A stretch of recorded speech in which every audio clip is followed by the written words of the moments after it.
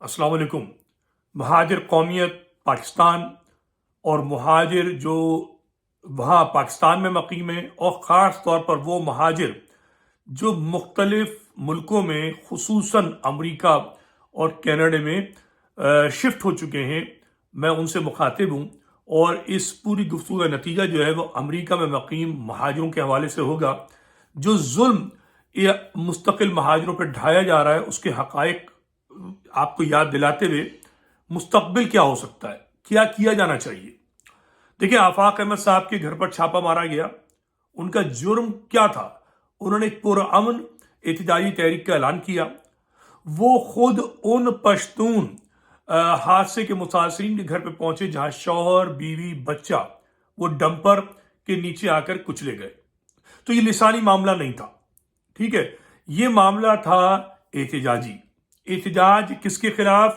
Peoples party की हुकूमत के खिलाफ। इससे तकलीफ किसको हुई? आफाक अहमद के घर पे छापा किसने मारा? तकलीफ पीपल्स पार्टी को भी हुई, और पीपल्स पार्टी इस डंपरों की एसोसिएशन के सदर को ले लेके घूम रही थी। चाहती तो मामलात को बहुत पहले बेहतर कर दी थी। ये मामलात सालों से चल रहे हैं और अब बदतरीन होते जा रहे हैं। कराची का ट्रैफिक बदतर है, उसकी जिम्मेदार भी पीपल्स पार्टी हुकूमत है, ठीक है। एमक्यूएम पाकिस्तान जो आपस में कुत्ते बिल्लियों तरह से लड़ रही थी, वो साथ बैठ गई। उसको साथ किसने बिठाया? ये सवालिया निशान है। शाही सैयद जो एक जमाने में सी एमक्यूएम पाकिस्तान को गाली देता, वो उनके साथ बैठा। क्यों बैठा? मेयर कराची जो पीपल्स पार्टी के हैं और गवर्नर सिंध जो बजाहिर एमक्यूएम पाकिस्तान के हैं, दरअसल मफाद परस्त शख्स है, उसको जिसने भी बिठाया इस गवर्नर की पोजीशन पे, उसने ही मेयर कराची और गवर्नर को साथ बिठाया। तो इस पूरे कज़िये में ये बात समझ में आती है कि कैनाल के खिलाफ जो कि इस्टेब्लिशमेंट का और फौज का प्लान है, उसके खिलाफ एहतजाज करने वाले पीपल्स पार्टी समेत पलीजो, मक्सी, पगारा, ये सब शामिल हैं। इनके किसी के घर पर छापा नहीं मारा गया है। अगर डंपरों के खिलाफ एहतजाज को लिसानी करार दिया गया है, तो पंजाब को गालियां देना क्या लिसानियत नहीं है? पंजाब को सिंध के हर सियासतदान ने गाली दी है कैनाल के मसले पर। तो क्या पंजाब को गाली देना पाकिस्तान में जायज है? इस पाक फौज जो बेशतर पंजाबी है। ये बड़े सवालात हैं जिनको सोचेंगे तो आपको समझ में आ जाएगा कि महाजिरों के साथ जुल्म क्यों हो रहा है। बात यह है कि पंजाब को गाली देने से पंजाबी को नुकसान नहीं हो रहा, फौज का इक़्तिदार खतरे में नहीं है। ये जो कैनाल वाले जो मुजाहरा कर रहे हैं, उससे किसी को नुकसान नहीं हो रहा। ये पागलों की तरह सड़क पे उधम मचा रहे हैं, मचाने दो। इनकी बाप है पीपल्स पार्टी, जिसने कराची पे इंतजामी कब्जा किया हुआ है, मगर पाक फौज के गठजोड़ से किया है। सारी कैंटोनमेंट और पीपल्स पार्टी एक है, इस वक्त अलग अलग नहीं है। क्यों एक है? इसलिए कि कराची सोना उगलती हुई जमीन है। कराची शहर वो है जो पैसे उगलता है। आ रही बात समझ में? वरना पाकिस्तान बैठ जाए। तो कराची की जमीन और कराची शहर पर कब्जा जो है वो बहुत जरूरी है। मगर एक मसला बन गया है, और यह क़याम पाकिस्तान से बना हुआ है कि पाकिस्तान जब बना तो बनाने वाले वो थे जिन्होंने 99% वोट इस मुल्क के क़याम के लिए दिया था कि ये फलाही इस्लामी रियासत बनेगी। मगर ये फलाही इस्लामी रियासत अव्वल दिन से नहीं है। ये बैरूनी जिसको कहते हैं ना, मफादात का तहफ़्फ़ुज़ करने वाली एक बफर जोन रियासत थी, जिस पर गांधी और नेहरू जो मुखालिफ थे तक़सीम हिंद को, उनको कायल किया गया। अगर तुमने इसकी मुखालफत की तो फिर तुम्हारा इंडिया भी बेड़ा गर्क। तो उन्होंने पाकिस्तान के इलाकों की कुर्बानी दी। मुसलमान ये समझता रहा कि उनके 99% वोट की वजह से बना है, मगर ये बना था अमरीकी बरतानवी मफादात के तहफ़्फ़ुज़ के लिए। इसीलिए यहां जमहूरियत नहीं चली और आमरीत को नाफिज किया गया। ये कभी अमेरिका ने पेपर्स रिलीज किए, डॉक्यूमेंट्स, सामने आ जाएगी बात, ठीक है। तो पाकिस्तान पर इख्तिदार उनका रहा जो अमेरिका के और बरतानिया के जूते चाटते हैं। बड़ी सीधी सी बात है। अब मसला यह है कि जब पाकिस्तान बना تو انہوں نے ہی پاکستان بنانے کے لیے جب فسادات کرائے تھے اسی برطانوی سامراج نے، اس کے نتیجے میں مہاجر آیا، ورنہ مہاجر نہیں آتا۔ مہاجر نے سندھ کے دھوکے باز کی دھوکے بازی کے لیے پاکستان نہیں بنایا تھا، انہوں نے ہندوؤں کے خلاف اپنے تاثر کے لیے پاکستان بنایا تھا، اور جی ایم سید نے وعدہ کیا تھا کہ یہ 10 کروڑ انڈیا کے مسلمانوں کا پاکستان ہے۔ تو ان 10 کروڑ کے جو 4 کروڑ انڈیا میں ہیں، ان کے مشکل سے 1 کروڑ بھی یہاں نہیں آئے، جن کی اولادیں آج 4 5 6 کروڑ ہیں۔ بات یہ ہے کہ ان کو اس لیے لایا گیا کہ اس پاکستان میں کراچی کے اندر صوبہ سندھ میں صرف ایک آئی سی ایس افسر تھا، جی این قاضی، اور کوئی نہیں تھا۔ ان کو حکومتی مشینری چلانی تھی تو ان کو سیکریٹریز بھی چاہیے تھے، ان کو کمشنر بھی چاہیے تھے، ان کو جو ہے بابو بھی چاہیے تھے، ان کو جو ہے سب لوگ پروفیسر، ٹیچرز، ایئر لائن سب چاہیے تھے، اور اس سندھ کے اندر گدھے لوٹتے تھے اور اونٹ ہکتے تھے۔ اگر کوئی یہ کہتا ہے کہ سندھ جو تھا وہ پہلے ترقی یافتہ تھا، وہ جھوٹ بولتا ہے۔ سندھ کے شہر جو تھے ان پہ ہندوؤں کا بسیرا تھا، اور سندھی مسلمانوں نے پوری کوشش کی کہ ان ہندوؤں کو روکے، مگر یہ ہندو خوفزدہ ہو کر جا رہے تھے۔ انہوں نے جاتے ہوئے وہاں پر مہاجروں پہ ظلم کیا، تو مہاجر یہاں آیا، آبادی اور زمین کا تبادلہ ہوا، متروکہ سندھ مہاجر کا ہوا، متروکہ ہند اور جو ہے وہ ان کا ہوا، جو وہاں ہندو گئے۔ اب یہ کراچی جو ہے مہاجروں کی زمین بن گئی، متروکہ سندھ کا حصہ بن گیا تبادلہ آبادی اور زمین کی وجہ سے، مگر چونکہ یہ پاکستان کا اکنامک ہب بھی بن گیا، اکنامک ہب بھی جب بن گیا تو جو مقتدر حلقے ہیں وہ کراچی کو قابو کرنا چاہتے تھے۔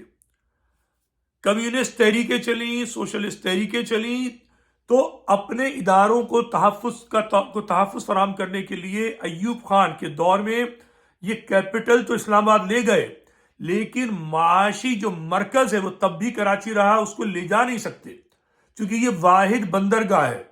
انہوں نے گوادر بنانے کی کوشش کی، وہ بلوچوں نے ان کا بھس بھر دیا ہے، تو کراچی پھر جو ہے وہ مرکز ہے۔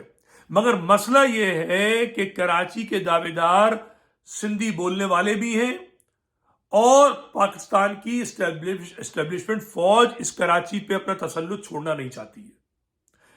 کراچی کو کمزور کرنے کے لیے الطاف کو لانچ کیا گیا تھا، مگر الطاف جو ہے وہ نہایت خود غرض خود پسند آدمی نکلا، اور اس نے فوج کو بھی دھوکہ دیا اور مہاجروں کو بھی دھوکہ دیا، اور وہ جو ہے وہ کسی اور پروگرام پہ چل نکلا۔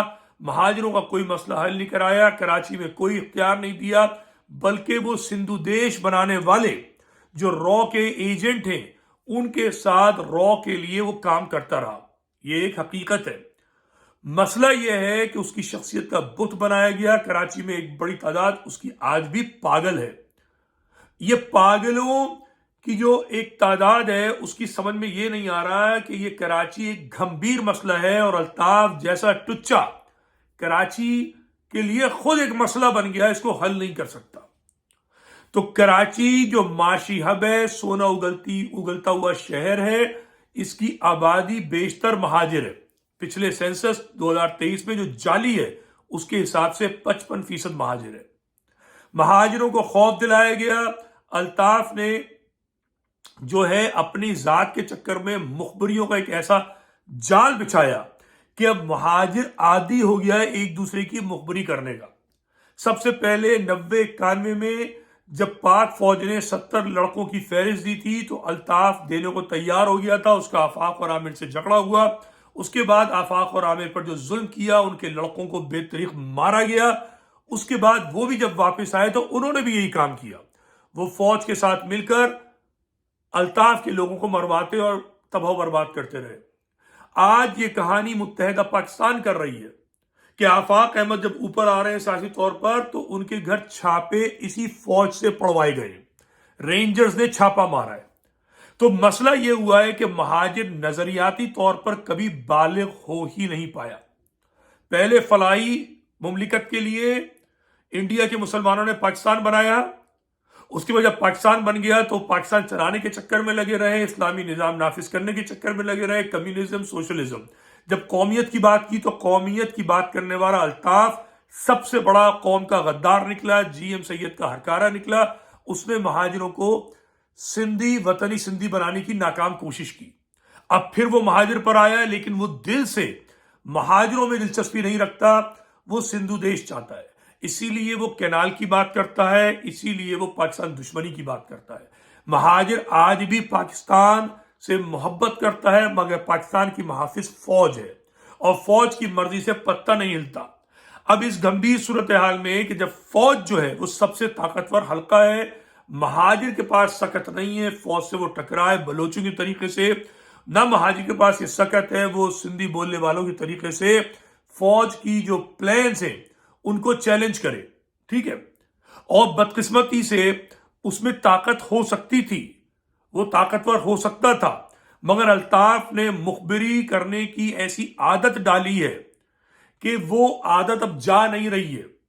ٹھیک ہے، یہ جرم الطافیوں نے بھی کیا جب وہ طاقت میں تھے. جام ساقی کے دور میں انہوں نے آفاقیوں کا بیڑا غرق کیا.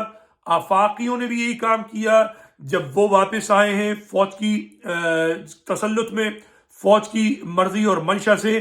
متحدہ بھی یہی کام کر رہی ہے پاکستان. تو مہاجروں کی قیادت جو ہے اس کا سب سے بڑا جرم یہ ہے کہ وہ مہاجر مفاد ذہن میں رکھنے کی بجائے وہ مہاجروں پر جبر کر کے قابو رکھنا چاہتی ہے. آفاق احمد صاحب اب آخری لیڈر ہیں جنہوں نے کوشش کی ہے کہ ایسا نہیں ہو، جو کہ امید کی کرن ہے، مگر متحدہ پاکستان اور الطاف آج بھی اسی سلسلے میں گامزن ہے مخبریاں کرنے پہ. اچھا، اگر یہ سارے لوگ جو ہے وہ سمجھ لیں درست ہو جائیں اور مہاجر مخبریاں کرنا بند کرے اور اپنے مفاد پر ایک بھی سارے کا سارا ہو جائے جو 1986 میں تھا، 88 میں تھا، تو ایک بہت بڑی طاقت بن سکتا ہے، آج بھی طاقت بن سکتا ہے. مگر افسوس ایجنسیوں نے مہاجروں کو تقسیم کر دیا، اور اس کا تقسیم کا سب سے پہلا ذمہ دار اور آج بھی سب سے بڑا ذمہ دار الطاف حسین ہے. اگر الطاف حسین مہاجر قوم سے مخلص ہوتا تو کینال نہیں بلکہ کراچی کے مسائل پر بات کر رہا ہوتا، مگر چونکہ وہ کسی اور کے ایجنڈے پر ہے تو وہ ہر وہ کام کرتا ہے جس سے پاکستان کا نقصان ہو، چاہے وہ کینال ہو، منظور پشتین ہو یا بلوچستان کا ہو. اس کو مہاجروں سے دلچسپی نہیں. میں بار بار یہ بات زور دے کر کہہ رہا ہوں. ٹھیک ہے، اب الطاف کے جو باولے ہیں، پاگل ہیں، ان کو کون سمجھائے؟ بہت مشکل ہے سمجھانا.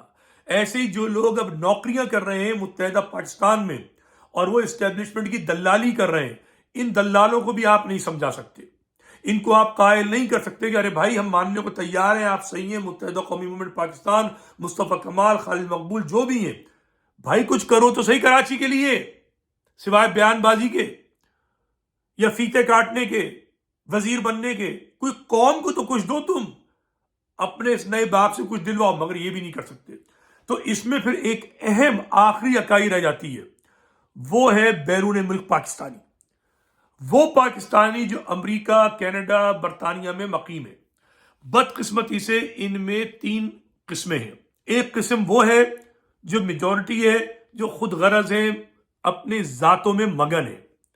یہ وہ لوگ ہیں جو یہ سوچتے ہیں کہ ہم تو آئے اس جنجال پورے سے نکل کر، اس کنجر خانے سے نکل کر آ گئے، ہم امریکہ میں عیاشی کر رہے ہیں، ہم بزنس کر رہے ہیں بہترین، ہمارے پروفیشنز ہیں، ہم ڈاکٹر ہیں، انجینئر ہیں، ہم کیا کریں، دفع کرو ان کراچی والوں کو. لیکن اگر تھوڑا سا دل گھبراتا ہے تو ایک فلاحی تنظیم بناتے ہیں، کراچی میں جا کے مضافات میں جہاں پہ مہاجر نہیں رہتا وہاں پہ اسپتال بنا دیتے ہیں. میں بہت سارے ڈاکٹرز کو جانتا ہوں، یہ سارے احمق یہی کام کرتے ہیں، اور پھر یہاں پر بڑی بڑی شادیاں کرتے ہیں، کراچی جاتے ہیں، وہاں پر دبا کے مہنگے کھانے کھاتے ہیں، مظاہرہ کرتے ہیں اپنی دولت کا، امریکہ میں بھی، کینیڈا میں بھی، یورپ میں بھی، اور ظاہر پاکستان میں تو دولت کا مظاہرہ کرتے ہیں. تو یہ جو خود نمائی کرنے والے بے غیرتوں کا جو ٹولہ ہے جو مہاجر قوم میں ہے، یہ سب سے بڑے مجرم ہیں. جب الطاف عروج پر تھا یہ اس کے بھی ساتھ تھے، جب الطاف کو دبا دیا گیا ہے تو اب یہ گھر بیٹھے ہوئے سارے. ان کے ساتھ وہ لوگ بھی ہیں جو ایم کیو ایم کا حصہ تھے، آج بھی وہ الطاف کے دیوانے ہیں، ان کو کوئی پرواہ نہیں ہے. ان کے اندر بڑے بڑے پرانے لیڈر ہیں، بڑے بڑے نام ہیں، ابھی میں نام نہیں لوں گا، میں نام بڑے کھل کے ماضی میں لیتا رہا ہوں.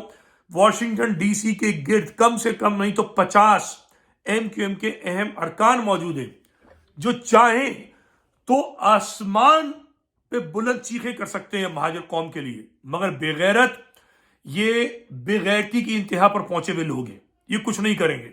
میں کہہ کہ ان سے تھک چکا ہوں، نہایت بے غیرت لوگ ہیں. ٹھیک ہے.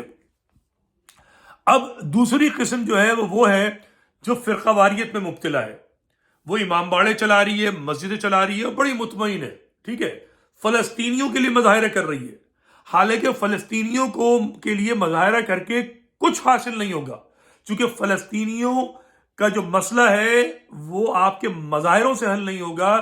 اس کا مسئلہ حل ہوگا سعودی حکومت، جارڈن کی حکومت، اور کیا کہتے ہیں ایجپٹ کی حکومت اور ایران.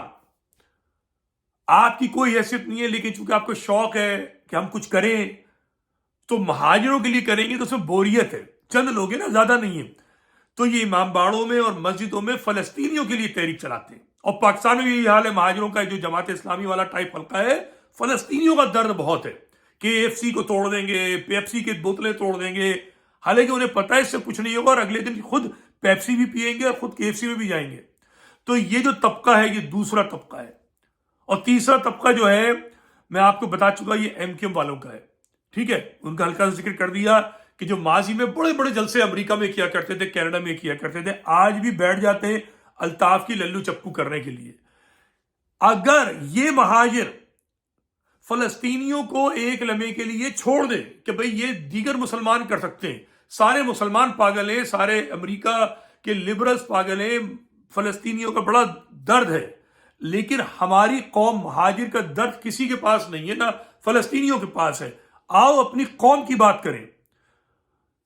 تو اندازہ کیجئے کہ پاکستان کی اسٹیبلشمنٹ، پاکستان کی فوج، پاکستان کی پیپلز پارٹی، سب کے دماغ درست ہو جائیں اگر امریکہ میں مقیم مہاجر اپنی قومیت کا احساس کر لے، اور پوری ساری مہاجر قوم، جو میں 10 دفعہ نہیں، 1000 دفعہ نہیں، لاکھ دفعہ کہہ چکا ہوں، میرے ویلاگ موجود ہیں، بار بار کہہ چکا ہوں، اپنی زمین کی بات کرو، متروکہ سندھ کی بات کرو.